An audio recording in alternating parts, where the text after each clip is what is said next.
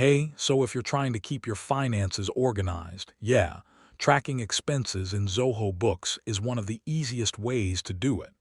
In this guide, I'll walk you through the full process step by step. Alright, first things first, go ahead and log into your Zoho Books account using your email and password. Once you're inside, look at the left-hand menu and click on Expenses. That's where all your expense tracking happens. Now, click on Add Expense at the top.